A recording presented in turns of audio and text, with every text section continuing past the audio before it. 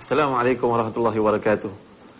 Para penonton yang dimuliakan Allah sekalian, alhamdulillah bersyukur kita pada Allah Subhanahu wa taala pada pagi yang hening ini dapat bersama-sama kita berada dalam satu majlis ilmu.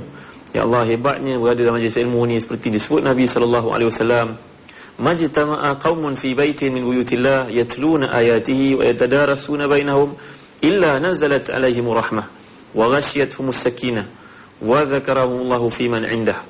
Tidaklah berhimpun satu golongan untuk mencari ilmu Allah, melainkan Allah beri ketenangan, rahmat, dan Allah sebut-sebut nama mereka di sisi hamba-hambanya di langit, itu para malaikat. Walaupun saya tidak melihat tuan-tuan, para penonton sekalian, ibu-ibu, puan-puan, tapi kita, matlamat kita lah untuk mengislah diri kita. Dan tajuk dalam mukadimah hari ini adalah tajuk yang penting. Antara cara nak mengislahkan diri kita, nak memperbaikinya, mestilah memperelokkan ibadah. Dan ibadah yang paling penting ini iaitu salat. Dan bagaimana nak mencapai salat yang berkualiti para penonton sekalian kalau tidak ada ruh di dalamnya, iaitu tidak ada khusyuk. InsyaAllah kita akan bincangkan sebentar lagi.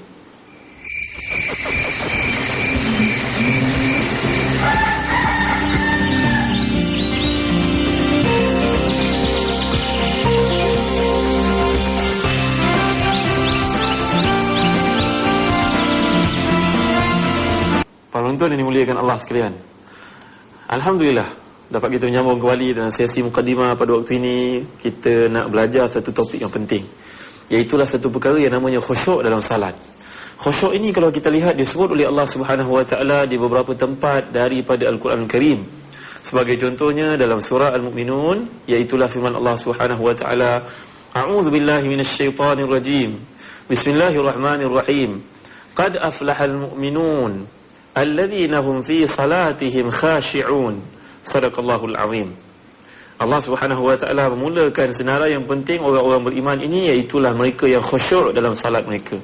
Khusyuk ini apa maksudnya? Pertama-tamanya yang perlu kita tahu, para penonton sekalian, apa maksudnya? Khusyuk disebut oleh Al-Imam Ar-Raghib Al-Asfahani dalam kitab beliau bertajuk Mufradat Al-Fazil Quran Al-Karim. Ada dua perkara yang berkaitan dengan sembahyang. Yang pertama namanya khusyuk, dan yang kedua namanya khudur'. Khusyuk dan juga khudur'. Ain saya sebut sedemikian rupa kerana itulah bahasa Arab yang sebenarnya. Ain duduk dalam halkum kita. Maknanya khusyuk, maknanya iaitu perkara-perkara yang berkaitan dengan anggota luaran kita. Manakala khudur' pula, kata Imam Ar-Raghib Al-Asfahani, iaitu merujuk pada hati kita. Dan keduanya saling berkaitan antara satu sama lain untuk merealisasikan satu sembahyang yang sempurna. Sebenarnya para penonton yang dimuliakan Allah sekalian, Al-Imam Al-Ghazali mengemukakan satu bandingan yang cukup indah kepada masalah salat ini. Dan dia menulis dalam buku bertajuk Ihya Ulumuddin. Ihya Ulumuddin merupakan satu ensiklopedia kemanusiaan yang cukup unggul para penonton sekalian. Walaupun ada kelemahan yang terdapat pada kitab ini, tidak dinafikan. Kerana ummah ini telah pun bersepakat mengatakan al-ismatu li rasulih, bahawa maksum itu hanya Nabi Muhammad sallallahu alaihi wasallam sahaja, manusia lain ada kekurangannya. Dan Imam Az-Zahabi pun menjelaskan dalam kitab beliau Tahzibul Kamal bahawa Imam Az-Ghazali merupakan seorang imam yang hebat, tetapi tidaklah maknanya hebat dia ini sepi ataupun tidak pernah melakukan kekurangan sama sekali. Jadi kekurangan sifat manusia biasa. Baik, kita pindah pada topik Ihya Ulumuddin yang menguraikan lanjut tentang masalah khusyuk.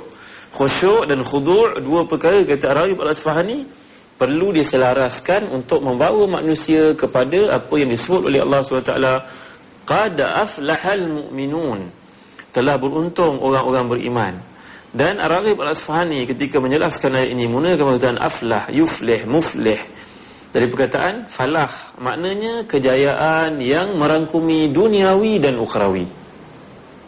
Tidak ada kehebatan yang lebih unggul dan lebih utama daripada kejayaan yang mencakupi kedua-dua skop itu, para penonton yang dimuliakan Allah sekalian. Jadi maknanya syarat pertama nak jadi orang yang unggul dalam senarai yang dikemukakan oleh Allah Subhanahu wa taala 8 atau 9 sifat daripada surah Al-Mu'minun ini. Yang pertama didahului dengan orang yang salat dalam keadaan khusyuk. Khusyuk ini kalau kita lihat sebagai contohnya, Imam Al-Ghazali dalam Ihya Ulumuddin menjelaskan bahawa tertibnya anggota kita waktu kita salat menuruti apa yang ada dalam hati.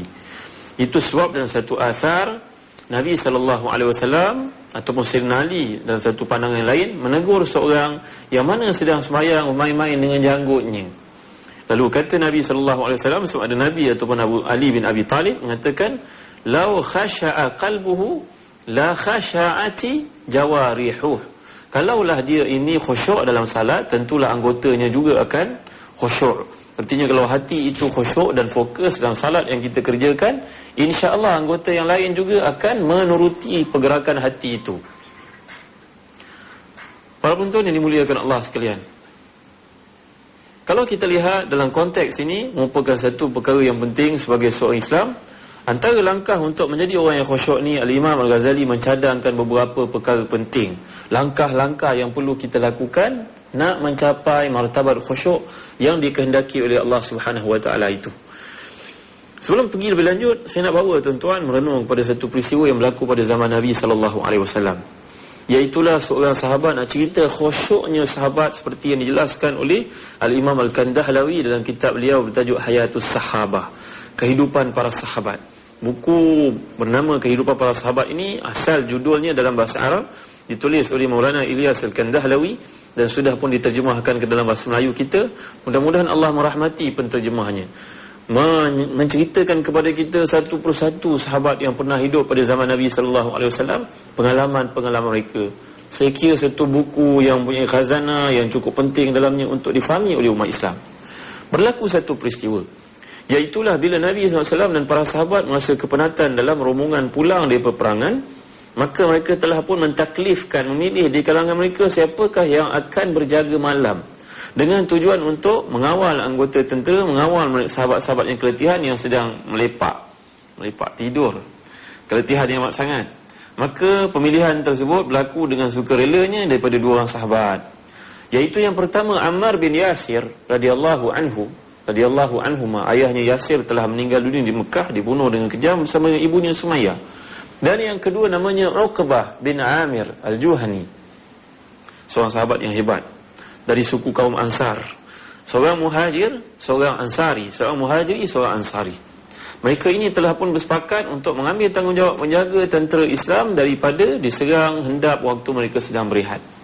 Tiba-tiba waktu menjaga ini, Ammar merasa keletihan yang amat sangat, para penonton sekalian. Bila kepenatan yang menguasai dia tak dapat dikawal lagi, dia kata, "Wahai Uqbah, tolong aku merasa letih sangat. Jadi kamu ambil tanggungjawab ini, biar saya tidur sekejap. Nanti bila saya dah sedar, saya dah sihat, dah rasa kembali semula tenaga, nanti awak pula yang tidur, saya yang ambil tanggungjawab itu."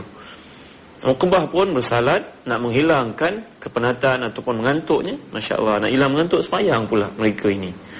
Dan Ammar terlelap pada waktu itu. Tiba-tiba waktu Uqbah sedang salat, tersasarlah satu panah musuh ke kemah orang Islam dan kenalah pada Uqbah dalam riwayat ini. Riwayat daripada Imam Ahmad. Yang pertama kena pada lengannya. Tapi beliau masih lagi meneruskan salat kerana khusyuknya, sukanya, tenangnya waktu melakukan salat.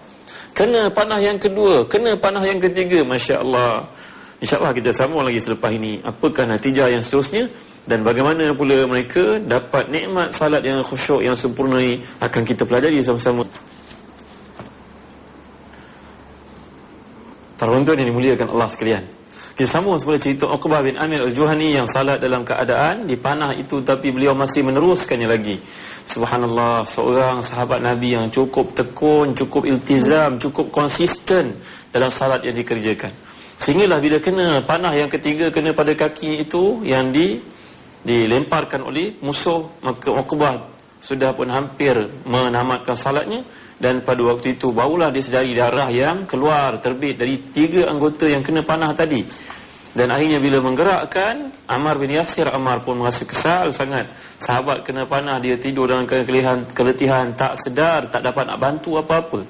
Tapi Uqbah mengatakan, janganlah kamu bimbang, panah ini dapat saya cabut semula dan saya boleh kembali sihat insya-Allah dengan izin Allah dan Rasulnya. Yang pentingnya kita nak belajar bagaimana khusyuknya sahabatnya salat. Sehingga dalam laporan yang lain yang dikemukakan oleh Imam Al-Kandahlawi dalam Hayatus Sahabah, contohnya Talhah bin Ubaidillah, seorang sahabat Nabi yang terkemuka dari suku kaum yang datang dari kalangan muhajirin. Waktu salat datang burung duduk di atas kepala, seolah-olah melihat, merasakan itu tunggul. Subhanallah. Bagaimana mereka dapat nikmat salat seperti ini, para penonton sekalian?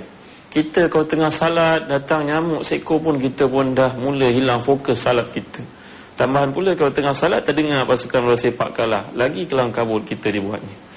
Para tuan yang dimuliakan Allah sekalian, demikian juga kalau kita lihat Sayyidina Ali karamallahu wajhah, seperti yang diriwayatkan dalam hadis-hadis sahih, juga pernah kena panah, dan panah itu tidak dapat ditanggalkan, dicabut daripada anggotanya, melainkan pada suatu hari bila beliau sedang salat, datanglah kaum keluarga duduk mencabutnya, dan bila dia sedar, apa hal kamu datang kelina aku beramai waktu sedang salat?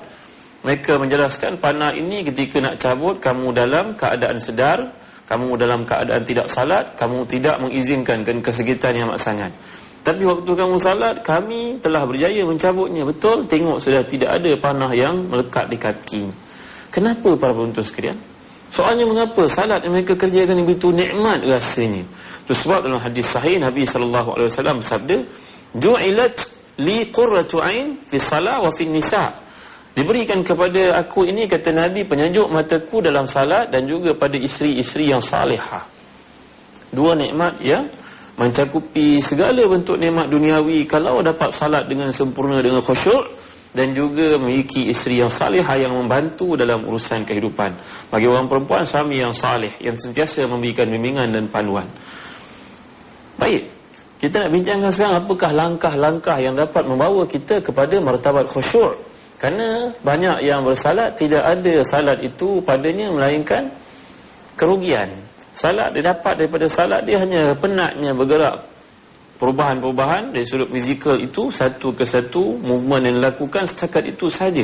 Dan salat jenis ini akan dilemparkan ke muka yang melakukannya di akhirat dalam satu pandangan, kalau darjah ataupun markah khusyuk itu di bawah passing mark, kalau kita bagi istilah yang mudah untuk kita fahami. Dr. Mustafa Bura dalam kitabnya Al-Fiqhul Manhaji, satu kitab mazhab Syafi'i dalam versi moden, menjelaskan, kalau kamu merasakan di hujung sembahyang kamu tidak rasa khusyuk. Khusyuk itu kamu sendiri yang boleh nilai. Lebih baik kamu lepas salat, kamu salat balik semula. Mengapa kena salat balik semula, tuan-tuan yang dirahmati dan dikasihi Allah sekalian? Mengapa? Jawapannya mudah.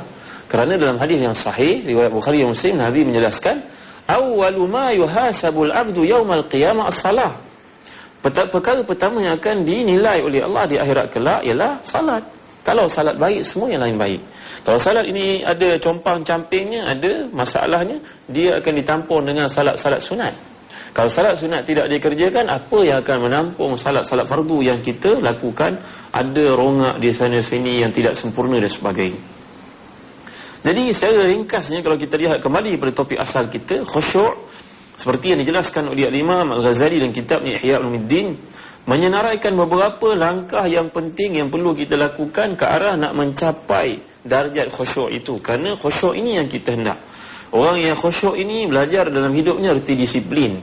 Orang yang khusyuk dalam sembahyang ini belajar berkomunikasi dengan Allah Subhanahu Wa Taala. Dia merasakan apa yang disampaikan itu merupakan satu perkara permintaan kepada Allah Subhanahu Wa Taala. Dan orang yang sembahyang dengan khusyuk ini, para penonton yang dimuliakan Allah sekalian, mereka ini akan beroleh kemenangan dunia dan juga akhirat, kesenangan hidup keduniaan dan juga akhirat. Bagaimana kita nak capai darjat khusyuk ini sekarang? Kita nak fokuskan. Ada beberapa langkah yang penting yang Imam Ghazali cadangkan dalam kitab Ihya Ulumuddin, mudah-mudahan dapat kita lakukan. Nombor satu, nak ada khusyuk dalam hati ini, mestilah kita hadirkan hati dalam salat kita itu. Dan tidak ada masalah. Kalau kita lihat dalam hadis yang lain, Nabi SAW pernah menjelaskan, sallu salata muwaddi'in. Salatlah kamu salat orang yang meninggalkan. Apa maksud meninggalkan? Kata Imam Ibn Rajab Al-Hambali dalam kitabnya ketika menghuraikan hadis ini, Jami'ul Ulumul Hikam, menjelaskan bahawa meninggalkan makna meninggalkan dunia, ataupun kamu ini hendak menuju kepada Allah, kamu tinggalkan dunia buat sementara waktu, temporary. Meninggalkan dalam tempoh sekejap kerana kamu nak masuk ke alam yang lain, iaitu as-salatu mi'rajul mu'min. Salat ini merupakan kita naik ke langit bertemu dengan Allah Subhanahu Wa Taala. InsyaAllah ada beberapa syarat lagi, beberapa perkara lagi, beberapa rukun untuk sampai khusyuk yang dijelaskan oleh Al-Imam Al-Ghazali dalam kitabnya Ihya Ulumuddin. Wajar kita pelajari, kerana kita nak sembahyang yang kita lakukan salat yang berkualiti dalam arti kata yang sebenarnya. Para Penonton yang dimuliakan Allah sekalian, saya baca sedikit biodata untuk Uqbah yang kita ceritakan sebelum ini. Uqbah bin Amir al-Juhani dikenali juga sebagai nama Abu Hamad. Beliau merupakan seorang sahabat yang masyhur, merupakan pemimpin di Mesir dalam pemerintahan Muawiyah selama 3 tahun. Beliau merupakan seorang yang faqih dalam Islam. Faqih maknanya alim, begitu memahami Islam. Meninggal dunia semasa berumur hampir 60 tahun. Baik, ini sedikit biodata Uqbah bin Amir yang kita baca sebentar tadi, yang kita terangkan bagaimana khusyuknya dalam salat walaupun kena panah tetapi meneruskan salatnya. Begitu juga Talha bin Ubaidillah, begitu juga Sayyidina Ali radhiyallahu an. Kata Imam Al-Ghazali dalam Ihya Ulumuddin, sebenarnya untuk mencapai darjah khusyuk ini perlu kepada beberapa syarat. Yang pertama telah kita jelaskan tadi, hudur al-qalb. Maknanya hati hadir dalam sembahyang yang kita nak kerjakan. Itu sebab berkata pujangga Islam, bila kamu nak salat, kamu beritahu pada hati kamu, wahai hatiku, sekarang aku nak salat. Tolong kamu duduk dalam hati, dalam tubuhku, jangan kau keluar pergi ke mana-mana. Kerana kita bimbang bila kita salat, waktu salat itu macam-macam fikiran datang dalam diri kita, bagai-bagai bisikan datang dalam kita, dan mulalah hati kita keluar. Cuba lihat indahnya Islam ini bila pelopor-pelopor Islam yang awal, pembangun-pembangun Islam yang awal di kalangan tabi'in. Contohnya Umar bin Abdul Aziz telah pun membina kubah yang pertama dalam Islam untuk Masjid Nabi SAW. Nabi peringkat awal bina masjid tidak ada kubah, tidak ada menara. Umar bin Abdul Aziz ini, khalifah yang adil ini, telah membina kubah, dan falsafah pembinaan kubah dan menaranya ditirus ke atas. Kan itu pujangga ini mengatakan, bila kamu salat mi'rajul mukmin dalam athar, kamu salat naik ke langit bertemu dengan Allah. Tapi yang kita bimbang bila hati ini tidak konsisten dalam diri kita dalam salat, maka kita sembahyang Allahu Akbar, Bismillahirrahmanirrahim, Alhamdulillahirabbil alamin. Hati itu naik ke langit, tapi dia turun balik semula. Itu yang salah. Makna pelancar kita yang awal itu silap, ada masalah para penonton sekalian. Al-Imam Al-Ghazali mencadangkan nombor 1, mesti hadirkan hati dan beritahu pada hati, sebagaimana Nabi ingatkan, sallu salata muwaddi'in. Sembahyanglah sembahyang orang meninggalkan dunia. Itu sebab kadang-kadang dicadangkan oleh alim ulama untuk baca Qul a'udzu birabbin nas sebelum salat. Dan perkara ini ada kebaikannya untuk mengelakkan diri kita dari diganggu oleh khannas. Khannas ini kata Imam Qurtubi dalam tafsirnya, iaitu syaitan yang mempunyai belalai seperti belalai gajah. Dalam hadis yang lain menjelaskan bahawa memiliki hidung yang panjang macam hidung khinzir. Sebab khinzir orang tidak faham, binatang yang BABI itu. Maknanya mempunyai hidung seperti itu diletakkan hati-hati kita. Bila kita beristiazah kepada Allah SWT dengan baca Bismillahirrahmanirrahim pun cukup, syaitan yang duduk di hati yang namanya khannas ini akan melarikan diri dalam satu riwayat, kata Imam Qurtubi. Baik, ini yang pertama. Yang kedua, para penonton yang dirahmati dikasihi Allah sekalian, nak dapat darjah khusyuk ini mesti mempelajari bahasa Arab. Itu sebab syaratnya tafahum. Maknanya mesti faham apa yang kita bacakan itu. Alangkah ruginya bila kita berkomunikasi dengan Allah, kita tidak faham apa yang kita baca. Jangan jadikan alasan kita tidak ada masa. Bagaimana kita tidak ada masa untuk mendalami agama kita sendiri, para penonton sekalian? Mengapa kita ada masa yang banyak untuk aktiviti-aktiviti yang lain, tapi dengan Allah Subhanahu Wa Taala mempelajari bahasa Arab, untuk memahami bahasa Al-Quran, untuk memahami ibadah, kita tidak fokus sama sekali. Ini sebagai satu cerita motivasi. Saya pernah berjumpa dengan seorang yang sudah lanjut usianya, belajar bahasa Arab dari tahun 1970-an, 78. Sekarang sudah masuk tahun 2008. Sekurang-kurangnya 30 tahun belajar bahasa Arab. Dan orang ini, Masya Allah, Allah berikan kepadanya kekuatan sehingga dia dapat memahami Al-Quranul Karim, walaupun tidak sepenuhnya, tetapi dia dapat faham satu ayat yang Allah gunakan itu. Baik, ini sebagai satu motivasi. Artinya tidak ada sebarang barrier, tidak ada sebarang boundary untuk kita belajar. Gunakan peluang untuk kita belajar, mendekati, memahami bahasa Arab, kerana itu syarat yang utama, kata Imam Al-Ghazali dalam Ihya Ulumuddin, untuk sampai kepada darjah khusyuk. Dan Imam Al-Ghazali sebenarnya menceritakan perkara ini benar, kerana pengalaman yang beliau telah gunakan sepanjang rihlah dirasiyahnya. Bila beliau meletakkan jawatan dan menjadi rektor di universiti di Baghdad, beliau telah berjalan ke seluruh tempat dunia Islam untuk mengumpulkan sampel. Dan sampel ini yang menyebabkan beliau menulis Ihya Ulumuddin, menghidupkan semula ilmu agama. Ini nombor 2. Nombor 3, nak sampai pada khusyuk ini, para penonton sekalian, tak banyak pun syaratnya, tak banyak. InsyaAllah kita nilai satu-satu. Kalau tak boleh buat semua, jangan tinggal sebahagian. Cubalah buat mana yang mampu. Yang ketiga, nak sampai kepada darjat khusyuk ini boleh, dengan syarat kita mengerti kedudukan Allah Subhanahu wa taala sebagai Tuhan kita. Orang yang melakukan dosa tidak akan khusyuk dalam salat. Orang yang tidak mengerti di mana hak-hak Allah Subhanahu wa taala, dia akan hilang kemanisan dalam salat. Orang yang menjaga hak-hak Allah ini akan merasakan keagungan, dia berdiri di depan Allah SWT. Betapa kerdilnya dia. Di sini pentingnya untuk kita belajar ilmu akidah, ilmu tauhid sebagai contohnya. Yang keempat, untuk sampai ke darjah khusyuk ini, kata Imam Ghazali, hendaklah kita ni merasa malu di atas kekurangan-kekurangan yang kita lakukan. Kekurangan kita banyak para penonton sekalian, tapi Allah Subhanahu wa taala ni sifatnya sabur, maha sabar kepada kita semua. Kalau disebabkan maksiat kita kena hukum, tidak ada seorang pun yang hidup atas muka bumi ini, kerana banyaknya maksiat yang kita lakukan. Jadi kita seharusnya merasa malu nak jumpa dengan Allah, nak mempersembahkan diri pada Allah. Dan salat itu maknanya doa. Macam mana kita nak mohon pada Allah, sedangkan kita ni ada banyak hak-hak tertunggak dengan Allah yang belum diselesaikan. Nombor 5, nak sampai kepada khusyuk ini, mestilah kita walaupun kita merasa malu, kita merasa berharap pada Allah SWT. Dan harap ini datang dengan perasaan takut. Tadi yang kelima, yang keempat merupakan perasaan malu. Yang kelima ni, dia merupakan dua perkara berjalan sekaligus. Ada rasa takut, tapi dalam masa yang sama ada perasaan harap. Ini dibincangkan dalam ilmu tazkiyatun nufus, ilmu akhlak. Sebagai contohnya, ar-raja' wal khauf. Al-khauf wal raja'. Kalau takut sahaja tak boleh. Dia mesti ada mengharap. Kalau mengharap saja tidak mahu, tidak ada rasa takut pun tidak boleh. Dia mesti balance, sama-sama, mesti seimbang. Dan itulah kriteria untuk kita sampai kepada taraf khusyuk. Dan sebenarnya Al-Imam Al-Ghazali membincangkan lebih, menghalusi perkara ini.